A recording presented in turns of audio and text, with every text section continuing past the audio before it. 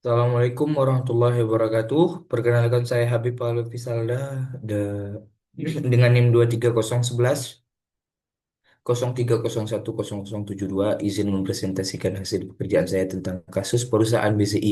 Tanpa memperpanjang mukadimah langsung saja kita mulai yaitu yang yaitu yang pertama, pengaruh transformasi digital terhadap penganggaran induk. Nah, jadi begini. Ketika BCI itu mau terjun ke transformasi digital, penganggaran mereka pasti berubah total.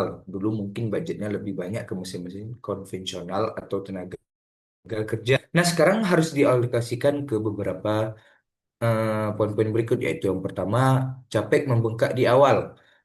Beli sensor LOT, software analitik, robot otomasi itu butuh dana besar di tahun yang pertama. Nah, jadi budget investasi bisa naik dari 30 ke 50% dari biasanya. Selanjutnya ada anggaran IT jadi prioritas utama. Yang tadinya cuma 5 hingga 10% dari total budget, sekarang bisa loncat jadi 20 ke 25%. Mereka perlu server, cloud storage, lisensi software, dan tim IT yang mumpuni. Eh, Selanjutnya yaitu biaya pelatihan karyawan melonjak. Nggak mungkin langsung jalan karena karyawan harus di training terlebih dahulu. Ehm, Budget SDM perlu ditambah buat workshop, training, bahkan mungkin rekrut talent baru yang paham teknologi. Yang selanjutnya yaitu OPEX bergeser. Nah, menariknya di sini setelah 2 sampai 3 tahun biaya operasional justru bisa menurun. Misal biaya maintenance berkurang karena predictive maintenance waste production. Nah, menurun, efisiensi energi meningkat, penganggaran jadi lebih dinamis dan fleksibel. Jadi nggak bisa kaku kayak seperti dulu. Perlu review tiap kuartal karena teknologi berubah cepat. Nah, yang kedua yaitu tantangan yang bakal dihadapi. Nah, ini bagian susahnya. Yang pertama yaitu resistensi dari manajemen lama. Pasti ada yang protes, kok budget kita dipotong buat IT, padahal mesin produksi kita masih perlu upgrade.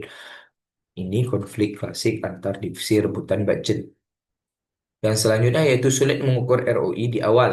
Investasi LOT atau Big Data Analytic nggak langsung kelihatan hasilnya. Susah meyakinkan Board of Direction kalau mereka maunya lihat profit naik di laporan kuartal depan. Budget overrun. Implementasi teknologi sering molor dan bengkak. Yang awalnya dianggarkan 5 miliar, ternyata butuhnya 7 miliar karena ada kebutuhan infrastruktur tambahan yang nggak kepikiran. Selanjutnya ada trade-off yang berat. Uang yang dialokasikan ke digital transformation, artinya divisi lain kena dampak. Marketing mungkin harus tunda campaign, R&D ditunda proyeknya. Ini bikin internal politik perusahaan memanas. Selanjutnya yaitu ketidakpastian teknologi. Teknologi yang dipilih sekarang 2 hingga 3 tahun lagi bisa jadi absolut. Nah, jadi gimana cara budgeting buat sesuatu yang cepat berubah? Yang terakhir yaitu kesenjangan skill internal. Uh, Tim finance yang biasa ngitung budget tradisional belum tentu ngerti cara valuasi investasi digital. Perlu mindset baru.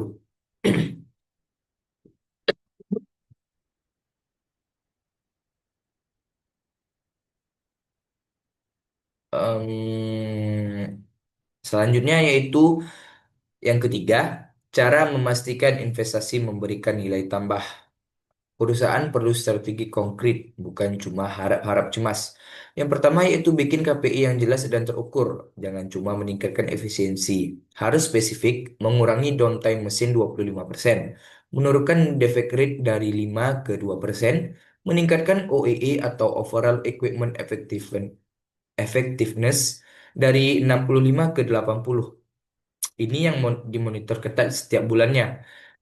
Yang selanjutnya yaitu pilot project dulu.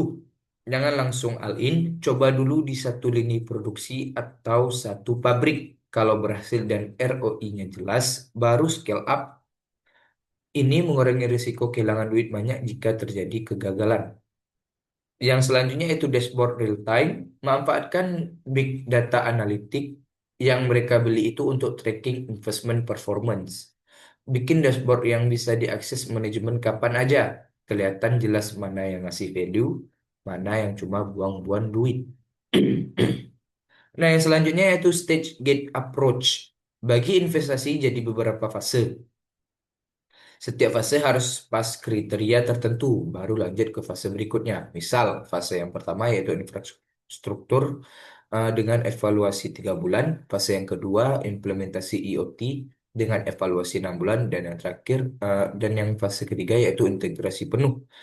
Yang berikutnya yaitu libatkan end user dari awal, supervisor produksi, operator mesin, yang mereka tahu yang mana yang betulan terpakai. Kalau mereka nggak involved, bisa-bisa sistem canggih yang dibeli malah nggak terpakai. Yang selanjutnya itu benchmark dengan kompetitor. Lihat kompetitor yang udah duluan adopt industri 4.0. Berapa lama mereka balik modal, apa saja kesalahan mereka, dan jangan mau jadi kelinci percobaan kalau bisa belajar dari kesalahan orang lain. Dan yang terakhir yaitu review berkala dan pivot cepat. Setiap kuartal evaluasi, kalau ada yang nggak jalan, jangan keras kepala. Bisa jadi itu cut loss atau cut loss atau pivot ke solusi lain.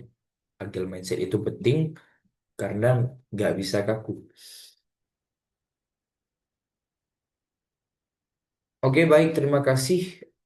Sekian presentasi saya. Terima kasih kepada teman-teman yang telah menyaksikan. Dan saya akhiri wabillahi taufiq walhidayah. Wassalamualaikum warahmatullahi wabarakatuh.